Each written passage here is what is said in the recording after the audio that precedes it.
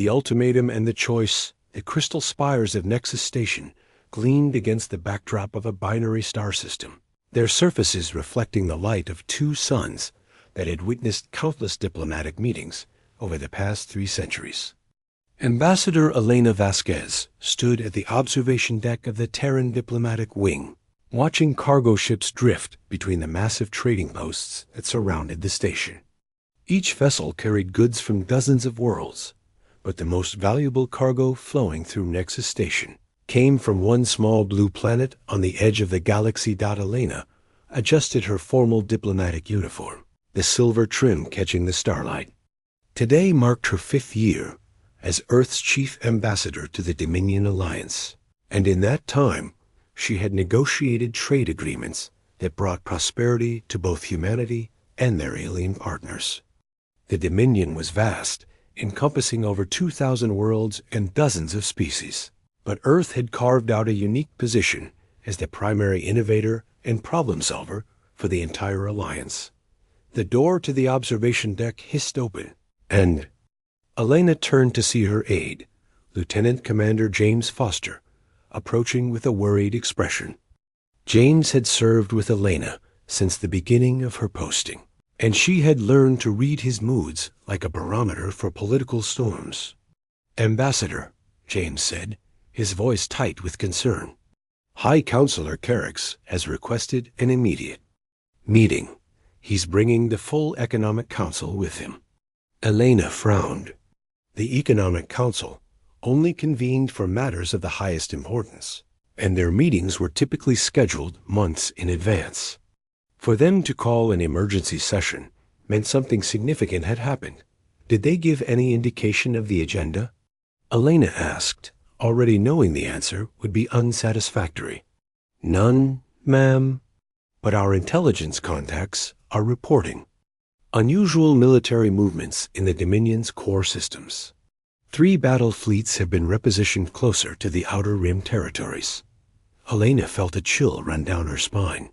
The Outer Rim was where Earth and its 17 colony worlds were located.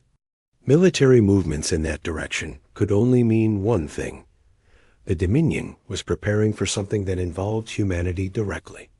20 minutes later, Elena sat across from High Counselor Thane Carrix in the station's most secure conference room. Carrix was a Vorthic, a species that resembled a cross between a lizard and a bird, with iridescent scales that shifted color based on emotion. Right now, his scales showed deep purple and gold, colors that Elena had learned indicated serious intent and barely contained aggression.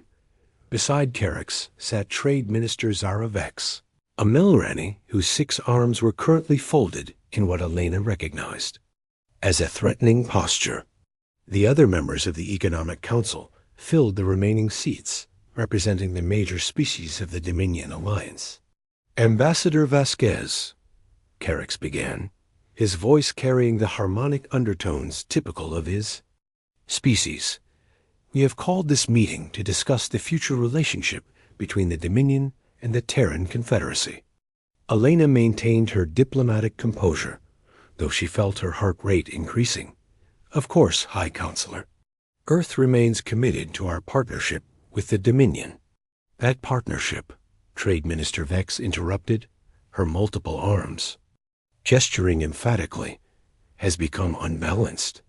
Humanity provides 60% of all technological innovations within the Alliance, 70% of medical breakthroughs, and 80% of solutions to engineering challenges. This level of dependency is unacceptable." Elena kept her expression neutral, though internally she was processing the implications of what she was hearing. "I'm not sure I understand the concern, Minister. Our contributions to the Alliance are made freely as part of our mutual cooperation agreements." Carrix's scales shifted to a deeper purple. "The concern, Ambassador, is that humanity has become too valuable to remain independent. Your species' unique problem-solving abilities and innovative thinking have made you indispensable to the stability of the Dominion. Therefore," Vex continued, "the Economic Council has voted to implement the integration protocol. Effective immediately, Earth and all human colonies will be placed under direct Dominion administration. Human citizens will be relocated to specialized research facilities where their talents can be properly utilized for the benefit of all Alliance members. Elena felt as if the air had been sucked out of the room. The integration protocol was something she had only heard whispered about in intelligence briefings. It was the mechanism by which the Dominion had absorbed over 40 species throughout their history, always with the justification that it was for the greater good of the Alliance. "High Counselor," Elena said carefully, "surely you understand that such a proposal would require extensive negotiation and approval from the Terran government. This is not a decision that can be made unilaterally." "It already has been made," Carrick's replied, his scales now shifting to an angry red. "The Economic Council has unanimous authority in matters of Alliance stability. Your government has 72 hours to begin the transition process. Any resistance will be interpreted as an act of aggression against the Dominion." Elena stood slowly, her mind racing through the implications. "I need to consult with my government immediately." "Of course," Beck said, her tone mockingly polite. "But understand, Ambassador, that this decision is final. Humanity will be integrated into the Dominion, either voluntarily or by force." The vote was unanimous among all Alliance members. As Elena left the conference room, she felt the weight of her entire species' future pressing down on her shoulders. The diplomatic solution she had spent her career building was crumbling, and she had less than 3 days to find an alternative. The secure communication chamber in the Terran diplomatic wing was designed to prevent any form of electronic surveillance, using quantum encryption that even the Dominion's most advanced technology couldn't penetrate. Elena sat before the holographic projector, waiting for the connection to establish with Earth's Capital Dock President Sarah Mitchell's image materialized in the chamber, her silver hair and weathered features showing the strain of leadership during humanity's expansion into the stars. Behind her, Elena could see the familiar walls of the Oval Office, a reminder of the world that was now under threat. "Elena," President Mitchell said, her voice carrying across the light years instantly, thanks to quantum communication technology. "I've been expecting your call. Our intelligence networks picked up unusual activity in the Dominion's core systems." "Madam President," Elena began, "the situation is worse than we anticipated. The Dominion has invoked the integration protocol. They're demanding complete control over humanity within 72 hours. President Mitchell's expression hardened. "Integration protocol? That's what they used on the Kepler species, isn't it? And the Taurians before them?" "Yes, ma'am. According to our historical research, 43 species have been integrated over the past millennium. None of them exist as independent entities anymore." Elena watched as President Mitchell leaned back in her chair, processing the information. In the background, she could see General David Torres, the head of Earth's military forces, entering the office along with Dr. Marcus Chun, a chief scientist of the Terran Research Division. "Options?" President Mitchell asked simply. General Torres stepped forward. "Military resistance is not viable, Madam President. The Dominion has over 10,000 battle cruisers and the industrial capacity of 2,000 worlds. We have maybe 300 ships and limited manufacturing capabilities. However," Dr. Chun interjected, "we do have one alternative that we've been developing in secret for the past 5 years." Elena leaned forward with interest. She had heard rumors of classified research projects, but nothing concrete. "Project Sanctuary," Dr. Chun continued, "is a quantum isolation system that can create an impenetrable barrier around our entire solar system. It would cut off all communication and travel between Earth and the rest of the galaxy." President Mitchell frowned. "Complete isolation? For how long?" "Permanent," Dr. Chun said quietly. "The energy requirements are so massive that we can only activate it once. Once the barrier is in place, There's no way to reverse it with current technology. Elena felt a chill at the implications. Dr. Chun, what about our colonies? Are people living on other worlds? Dr. Chun's expression grew somber. The barrier can only protect our solar system. Anyone beyond that range would be ... abandoned. The silence in the communication chamber was deafening. Elena knew that over 2 million humans lived on the 17 colony worlds scattered throughout Dominion space. They would be trapped, subject to whatever the Dominion decided to do with them. There's something else, Dr. Chun continued. Our research suggests that the Dominion has been systematically dependent on human innovation for the past century. Without our contributions, their technological advancement would stagnate, and their economic systems would face serious challenges. General Torres nodded. Intelligence reports suggest that several Dominion species are already showing signs of unrest. The Dominion's control is more fragile than it appears. President Mitchell stood up, pacing behind her desk. So our options are submit to slavery, fight a war we can't win, or isolate ourselves completely and abandon millions of our people. There is a fourth option, Elena said. We could try to negotiate a compromise, perhaps limited autonomy within the Dominion structure. No, President Mitchell said firmly. I've read the classified files on the integration protocol. There is no compromise. Once a species is integrated, they cease to exist as an independent entity within 2 generations. Their children are raised in Dominion facilities.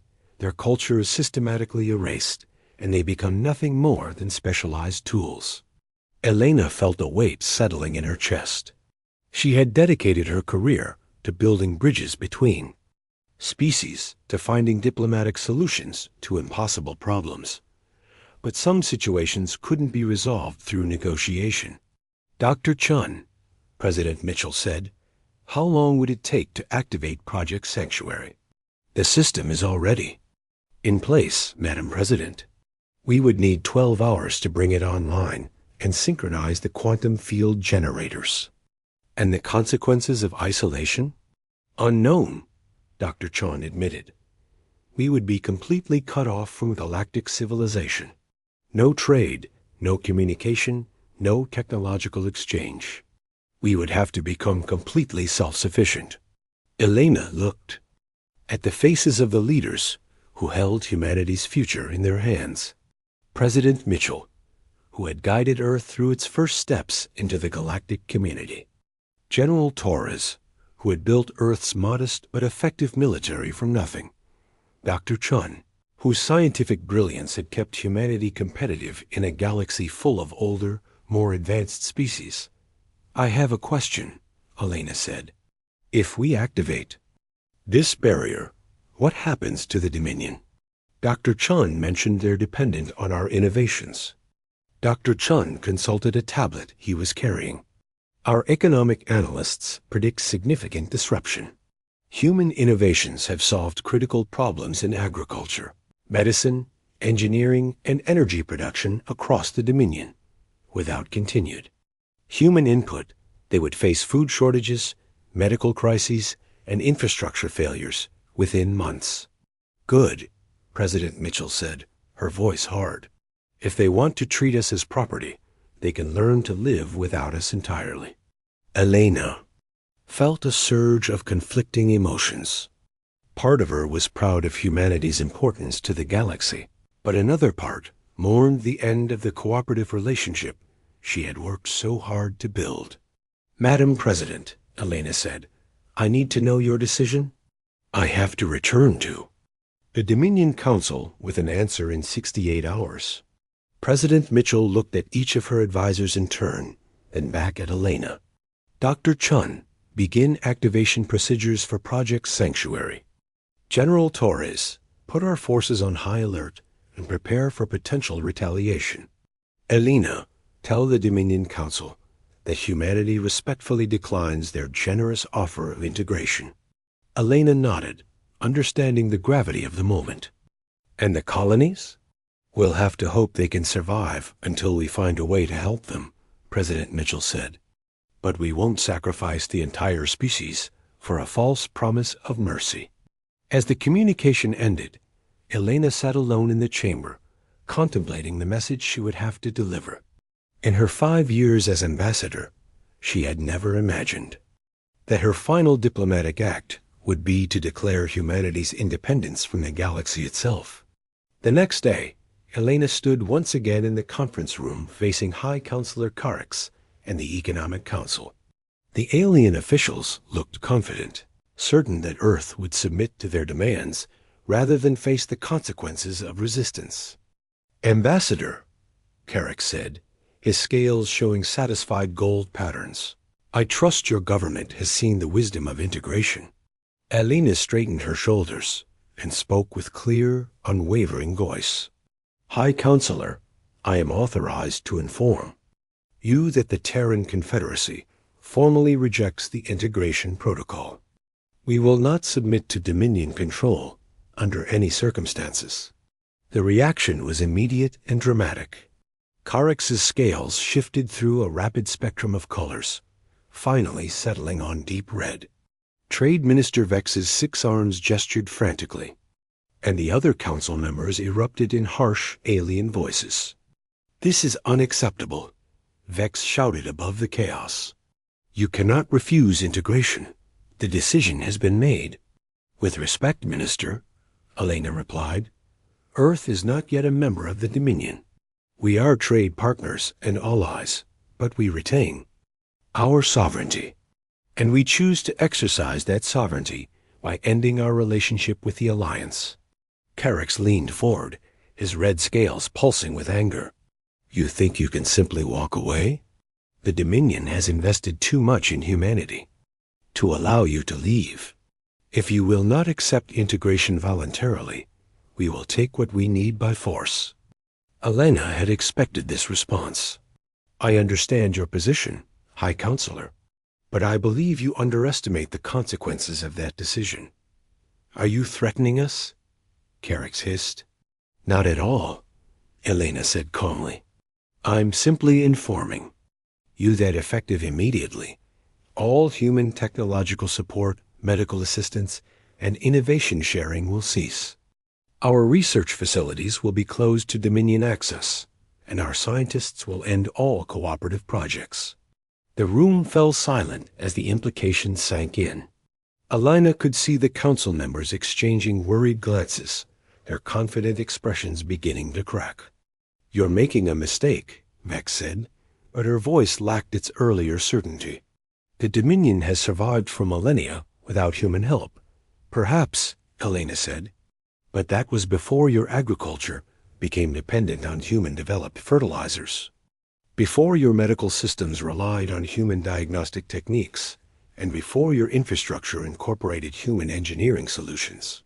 She paused, letting her words sink in before delivering the final blow. "You have 72 hours to decide whether you want to pursue this course of action. After that, humanity will be beyond your reach." Elena turned and walked out of the conference room, leaving behind the species that had been her colleagues and friends for 5 years. She didn't look back as she headed toward the Terran diplomatic ship that would carry her home for the last time. As her ship departed Nexus Station, Elena watched the great trading hub shrink behind them. In 12 hours, Dr. Chun would activate Project Sanctuary, and the age of human cooperation with the galaxy would end.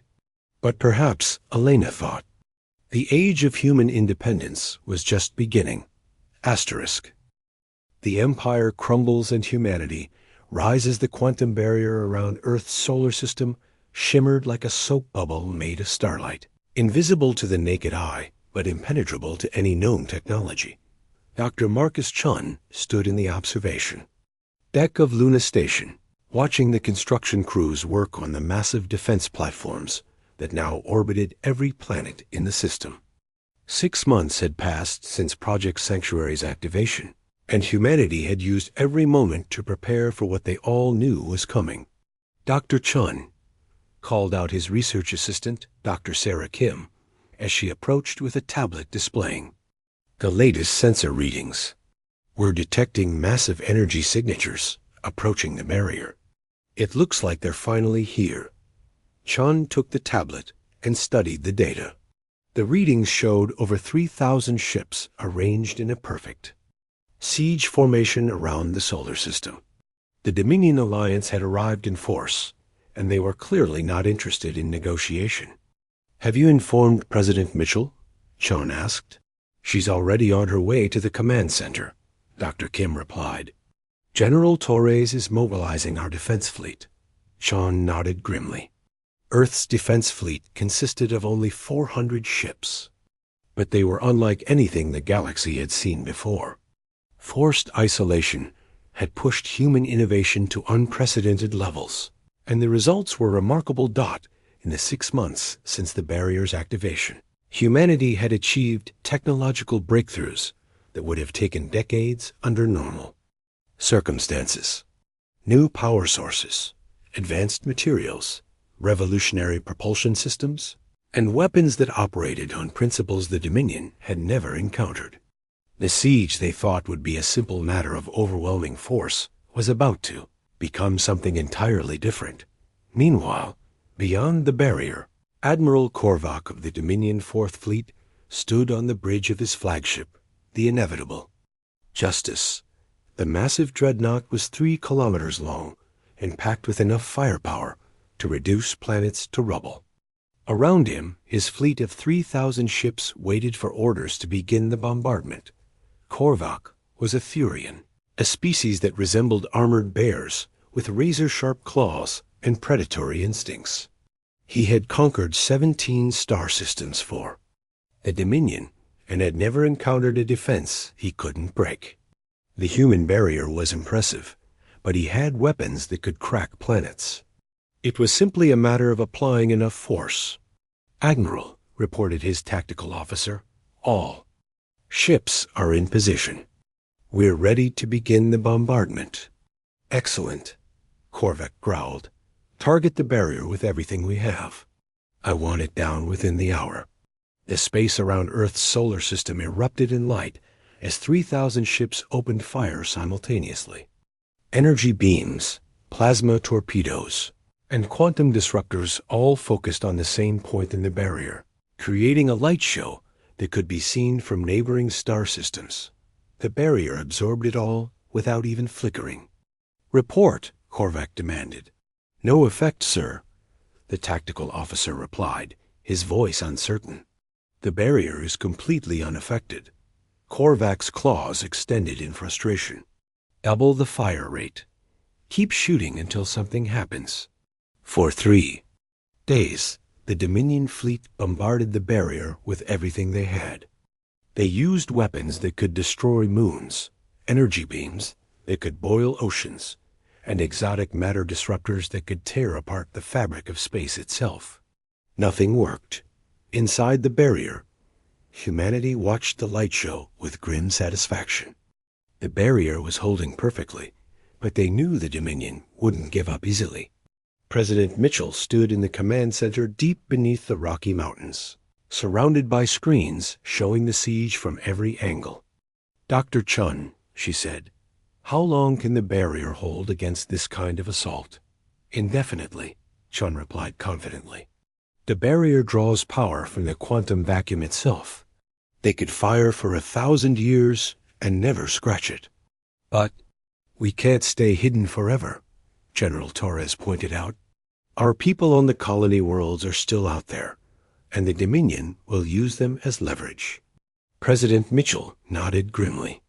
They had been receiving encrypted messages from their colonies, smuggled through by sympathetic alien traders. The news was not good. The Dominion had placed all human colonies under martial law, and there were reports of forced labor camps and medical experiments. "What about our new ships?" Mitchell asked. "Are they ready for combat?" Captain Lisa Rodriguez stepped forward. She was the commander of Earth's new defense fleet, a veteran pilot who had been chosen to lead humanity's most advanced fighting force. "The Phoenix Squadron is ready for deployment, Madam President. We have 50 ships equipped with the new quantum drive system and adaptive barrier technology." Adaptive barrier technology? Mitchell asked. Dr. Chun smiled for the first time in months. We've learned to make the barrier technology portable and reactive. Our ships can phase in and out of normal space, making them effectively untouchable by conventional weapons. And our offensive capabilities? That's where things get interesting, said Tommy Park, a young engineer who had become one of humanity's most innovative weapons designers. We've developed what we call system disruptors. Instead of trying to destroy enemy ships, we can simply turn off their technology. Mitchell raised an eyebrow. Turn it off? Exactly. The weapon creates a field that disrupts the quantum coherence needed for advanced technology to function. Alien ships become nothing more than floating metal boxes. Outstanding, Mitchell. Sighed. Captain Rodriguez, prepare your squadron for deployment. It's time to show the Dominion what humanity has learned in isolation. Back on the Dominion flagship, Admiral Korvac was facing a crisis of confidence. His fleet had been bombarding the barrier for 3 days without effect, and he was receiving increasingly urgent messages from the Dominion capital. Admiral, his communications officer reported, were getting distress calls from 17 different star systems. They're reporting critical system failures across multiple sectors. Korvac turned away from the barrier, his attention finally shifting to the broader implications of the siege. What kind of failures? Agricultural systems are collapsing due to fertilizer shortages. Medical facilities are reporting inability to treat common diseases. Power generation is failing on multiple worlds. Sir, it appears that the human technological support was more critical than we realized. Before Korvac could respond, his sensor officer called out in alarm. Admiral, we have 50 unidentified contacts emerging from the barrier. On the tactical display, Korvac watched in amazement as human ships seemed to materialize out of nowhere, appearing and disappearing like ghosts. They moved with impossible speed and agility, weaving through his fleet formation without being touched by defensive fire. All ships engage the human vessels. Korvac ordered. The response was immediate and overwhelming. 3,000 ships opened fire on the 50 human vessels, filling space with enough destructive energy to vaporize asteroids. But the human ships simply phased out of normal space, allowing the weapons to pass harmlessly through them. Then they struck back. Captain Rodriguez piloted her ship, the Phoenix, through the Dominion fleet like a dancer moving through stationary obstacles.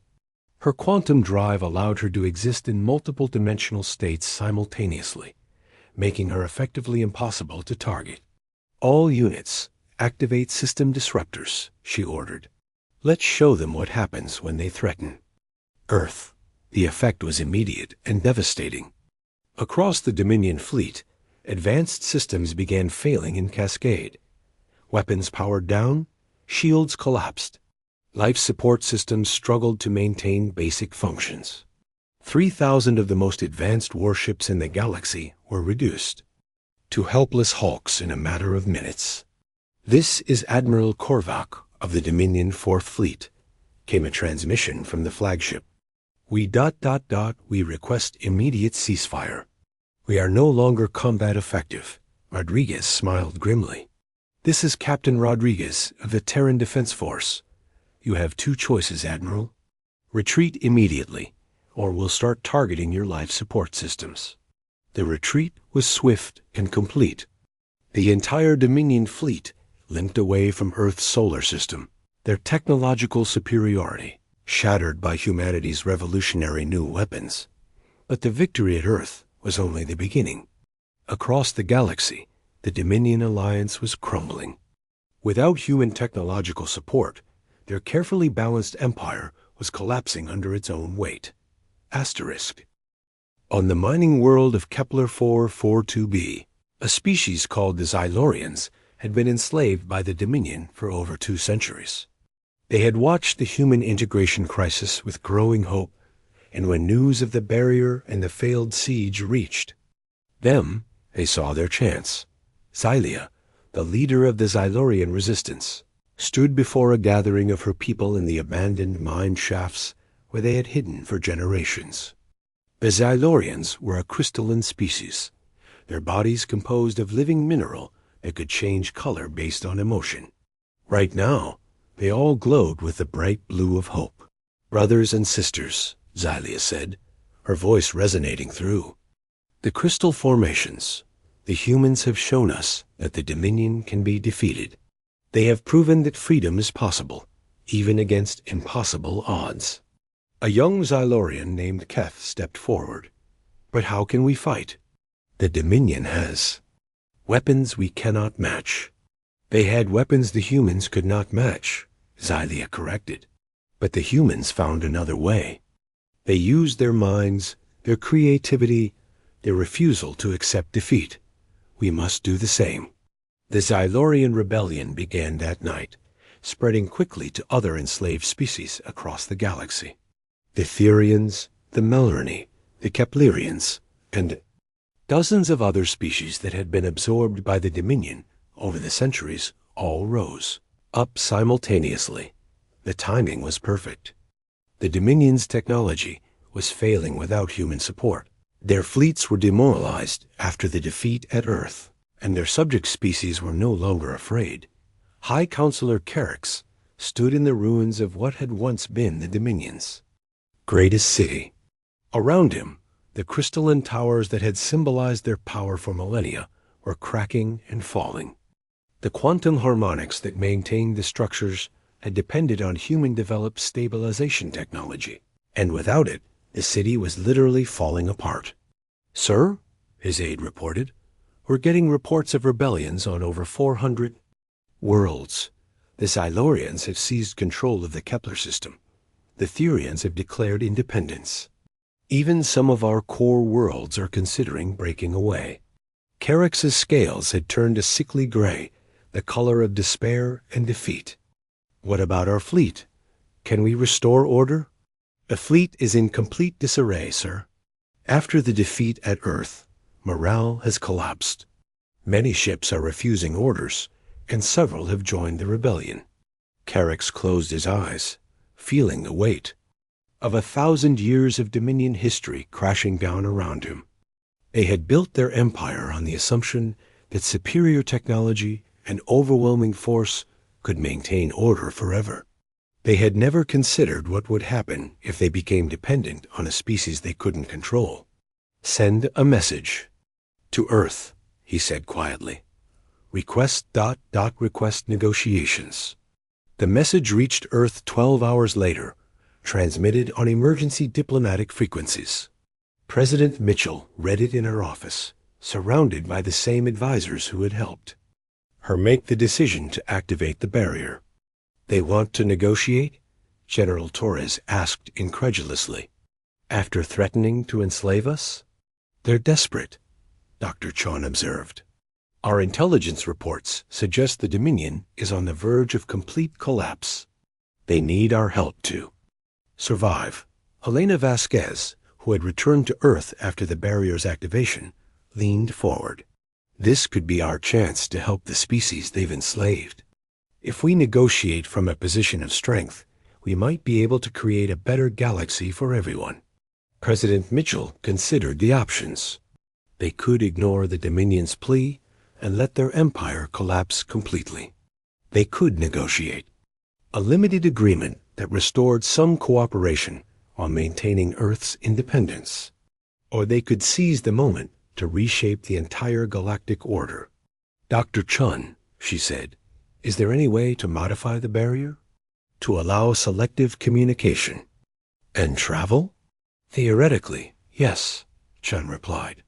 "We could create controlled openings that we could monitor and regulate. It would take several months to develop, but it's possible." "Then that's what we'll do," Mitchell decided. "We'll negotiate, but on our terms. No more Dominion alliance. No more integration protocols. If they want our help, they'll have to accept a new kind of galactic community.